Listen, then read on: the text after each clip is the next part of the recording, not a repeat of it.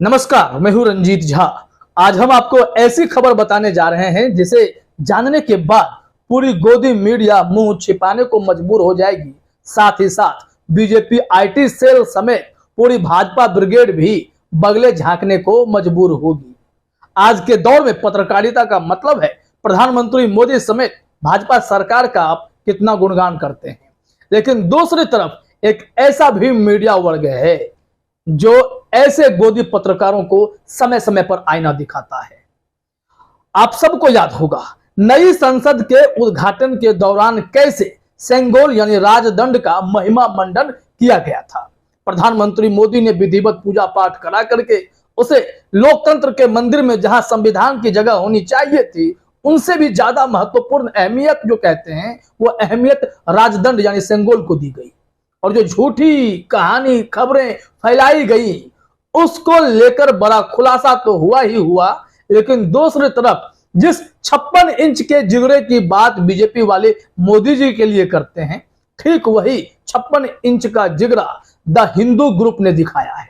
और 56 इंच के जिगरे के साथ ही डंके की चोट पर राजदंड वाली कहानी को बेनकाब कर दिया है। और दूसरी तरफ जो चेयरपर्सन द हिंदू की चेयरपर्सन मालिनी पार्थसारथी, जिन्होंने सेंगोल वाली पूरी कहानी, मनगढ़ंत कहानी लोगों के सामने परोस दी, लोकतंत्र के चौथे स्तंभ का माखौल बनाने की कोशिश की, उनकी कुर्सी भी छीन ली गई, उनकी कुर्सी चली गई है। हम पूरी खबर आपको बताने जा रहे हैं। और जब द हिंदू जैसा प्रतिष्ठित अखबार इस तरीके का एक्शन ले सकता है तो तमाम ऐसे गोदी एंकर और गोदी मीडिया चैनल्स को भी संभल जाने की जरूरत है। लोकतंत्र के चौथे स्तंभ को बचाइए और 56 इंच का जिगरा आप दिखाइए। मोदी जी जो दिखा रहे हैं उनके 56 इंच के जिगरे के बराबर खुद को भी खड़ा कीजिए, तभी यह सरकार सही दिशा में चल पाएगी। अब जरा हम आपको ट्वीट दिखाते हैं। मालिनी पार्थसारथी ने जो रिजाइन दिया है, कैसे क्या हुआ है, उसके बारे में एक थ्रेड के जरिए पूरी खबर हम आपको बताएंगे और जानकर आप हैरान रह जाएंगे कि कैसे सेंगोल की मनगढ़ंत कहानी कहने वाले की कुर्सी द हिंदू जैसा अखबार छीन लेता है और उनकी ही रिपोर्ट का खंडन भी करता है। इसे कहते हैं पत्रकारिता की साख को बचाना। अब हम मालिनी पार्थसारथी के ट्वीट को बताने जा रहे हैं। My term as chairperson of the Hindu group publishing ends. However, I have also resigned from the board of the Hindu group, यानी THGPPL, as I find the space and scope for my editorial views shrinking. My entire endeavor as chairperson and director editorial strategy was to ensure that the Hindu group revives its legacy of fair and unbiased reporting. Also, my efforts were to free our narrative from entrenched ideological bias. Since I find the scope for my efforts has narrowed, I have decided to move on. I thank all my well-wishers and friends who have supported this challenging journey. Malini Parthasarathi के इस tweet का मतलब समझिए। इनका कहना है कि वो द हिंदू को सही दिशा में ले जा रही थी और लेकिन अब उनके लिए वहां काम करना मुश्किल सा हो गया है, उनकी कुर्सी चली गई है। अब जरा सोचिए कि इसके पीछे वो वजह कुछ खुलकर तो नहीं लिख रही हैं, लेकिन खुलासा हो गया है। मालिनी पार्थसारथी के इस मनगढ़ंत सेंगोल वाली स्टोरी को एक्सपोज कर दिया उनके ही कजन ने। एन राम के बारे में आप सब जानते हैं, द हिंदू में बड़ी भूमिका पहले भी वो निभा चुके हैं और इस वक्त भी उन्होंने द हिंदू के सेंगोल वाली स्टोरी को इस तरीके से एक्सपोज किया। उसके बाद मालिनी पार्थसारथी के पास कोई विकल्प बचा नहीं था। अब वो कह रही हैं कि यहाँ काम करना मेरे लिए मुश्किल सा हो गया था, बहुत ही मेरे स्कोप श्रिंक हो रहे थे, तो मैंने यहाँ पे अपना टर्म खत्म कर दिया है। अब इस संबंध में एक पूरे थ्रेड के जरिए हम आपको बताते हैं कि द हिंदू में चेयरपर्सन मालिनी पार्थसारथी को क्यों हटाया गया है, इसके पीछे क्या दावे किए जा रहे हैं। अभिषेक गोयल ने एक ट्वीट किया है। इस ट्वीट में आप देखिए मोदी जी के साथ मालिनी पार्थसारथी भी दिखाई पड़ रही हैं। द हिंदू की चेयरपर्सन थी, अब फॉर्मर हो गई हैं। इन्होंने ट्वीट में जो लिखा, द हिंदू की सीपी मालिनी पार्थसारथी की कुर्सी चली गई है। बोर्ड से मालिनी की ताजा रस्साकसी की वजह बनी वो सरकारी घोषणा जो कहती है सेंगोल को माउंटबेटन ने नेहरू को सत्ता स्थानांतरण के प्रतीक के तौर पर दिलवाया था। द हिंदू के ही पत्रकारों ने तथ्यों के साथ इस क्लेम को बोगस साबित कर दिया। यानी कि द हिंदू भी मोदी जी के भजन गाने के लिए सेंगोल की स्टोरी को उन्होंने बहुत ही चालाकी से देश में प्लांट कर दिया ताकि सबको लगे कि आजादी के प्रतीक के तौर पर लॉर्ड माउंटबेटन ने नेहरू जी को वो सेंगोल दिया था, जबकि ऐसा कुछ था ही नहीं।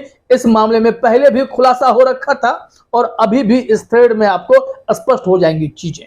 अगले थ्रेड में देखिए, अभिषेक गोयल ने लिखा है, हिंदू के पुराने चेयरमैन एन राम ने बाकायदा प्रेस कॉन्फ्रेंस करके 29 अगस्त 1947 के हिंदू का वो एडिशन सबके सामने रख दिया जिसमें नेहरू को सेंगोल सौंपते समय की खबर प्रकाशित थी।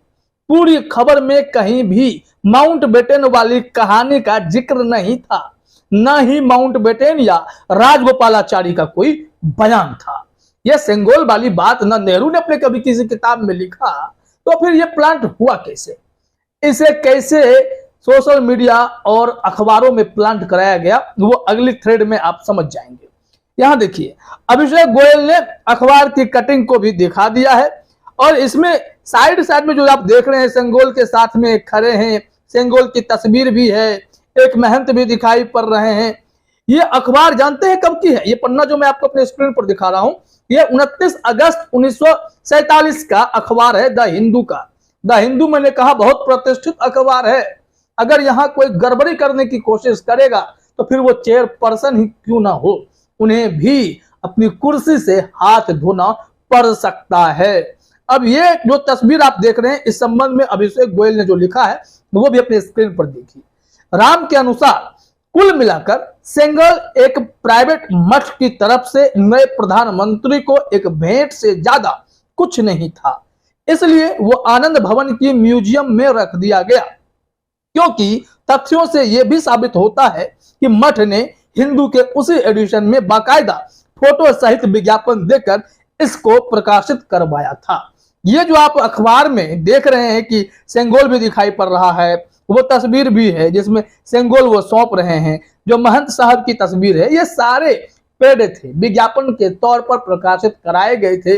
इन्होंने ये भेंट के तौर पर नेहरू जी को दिया था, जिसे मोदी सरकार ने बड़ी चालाकी से आजादी के प्रतीक के तौर पर प्लांट करवा दिया और यह पूरा प्रोपेगेंडा जो है एक्सपोज हो गया है। अब देखिए अगले थ्रेड में इन्होंने क्या लिखा है, वो भी बड़ा इंपॉर्टेंट है।